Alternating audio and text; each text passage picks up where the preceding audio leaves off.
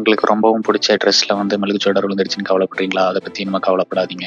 அத எப்படி ரிமூவ் பண்றது பத்தி தான் இந்த வீடியோல பார்க்க போறோம். வாங்க வீடியோக்குள்ள போகலாம்.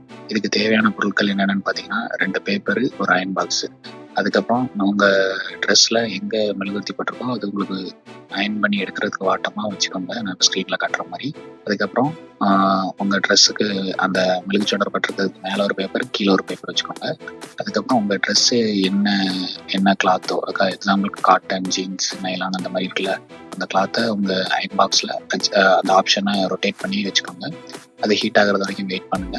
அதுக்கப்புறம் உங்க அயர்ன் பாக்ஸ் ஹீட் ஆனதுக்கப்புறம் மேலே வச்சிருக்க பேப்பர் மேலே வச்சு எடுத்தீங்கன்னா அந்த மெழுகுவர்த்தி மெல்ட் ஆகி இப்போ ஸ்க்ரீனில் கட்டியிருக்கிற மாதிரி உங்களுக்கு மெழுகுச்சோடர் இருக்கிறது உங்கள் பேப்பரில் தெரியும். இப்போ கொஞ்சோண்டு சோடர் இருந்துச்சுன்னா உங்களுக்கு மேலே இருக்கிற பேப்பர்லேயே வந்து கீழே மேக்ஸிமம் வராது. நிறைய சோடர் இருந்துச்சுன்னா உங்களுக்கு கீழே இருக்கிற பேப்பர்லையுமே உருகி வர்றது உங்களுக்கு தெரியும். இந்த மாதிரி நான் இப்போ ஸ்க்ரீனில் காட்டுற மாதிரி உங்களுக்கு ரிமூவ் ஆனதுக்கப்புறம் ஒரு டைம் வாஷ் பண்ணி எடுத்துட்டிங்கன்னா உங்களோட கிளாத்து பழைய நிலைமைக்கு வந்துடும். ஓகேவா? மறக்காமல் என்னோட சேனலை சப்ஸ்கிரைப் பண்ணிடுங்க. இன்னும் நல்ல வீடியோ